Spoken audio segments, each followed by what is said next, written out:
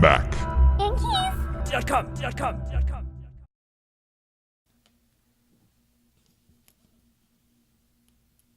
This is an example of the majority of what the keys are on there, like this size right here. And what you have underneath is this plastic scissor hinge that's attached to the key underneath. So what you're actually doing is you're separating this hinge from that key when you actually slide the tool underneath.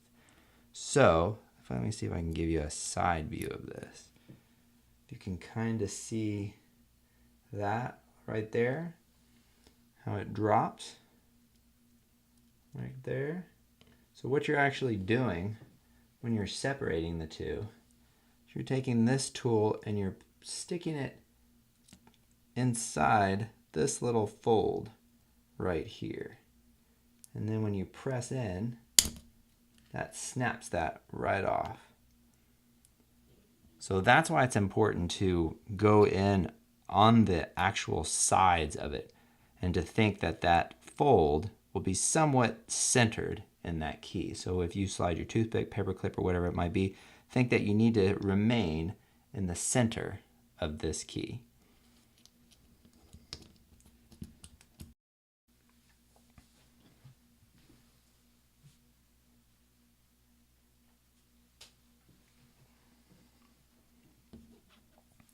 We're going to remove the Alt Option key.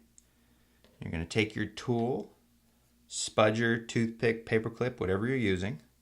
You're going to just place it underneath the bottom here. And what we're doing here is we're just trying to pry it up just enough that we can take our second tool and insert it on our right there. And we can remove the bottom. Now eventually what we're going to do is we're going to take this and we're going to slide it to the left. And what that's going to do is separate the key from the plastic hinge underneath it. Before you do that, you want to take your finger and just hold down the top part of that key like this. And now you can slide to the left. There you go. And you have separated your Alt Option key. Now we're going to remove the plastic bracket, scissor bracket, from underneath. So then you'll take your tool, put it just above this rubber cup, and then underneath the plastic bracket, and you just slowly wedge that like that, and that just pops right up. We'll do the same thing to the bottom. Oh, and sometimes it'll just fall right out. Sometimes you have to wedge just like you did the top part. And now you have removed your Alt Option key and the plastic scissor bracket.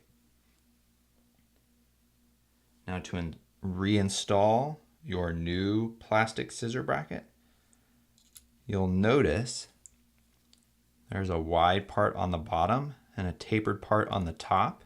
This corresponds to how you'll actually put it into the keyboard. And you've got these little metal pins that'll grab. So when we place this in the bottom right here, we're going to pull in an upward direction, and you should feel some resistance. And when you do, you can let go of the plastic bracket, and it just should fall right into place. Then take your finger and push down on the top, and you should hear a snap. There you go, you've installed your scissor bracket. Now we're going to replace the Alt Option key. And what you do is you just place it right on top like that. And then what we're going to do is we're going to push down with our finger, and there's 4 clips in there that need to take hold. And sometimes you have to wiggle your finger for them to all snap into place. And then test it, and you have installed your Alt Option key. Mac. Yankees.com.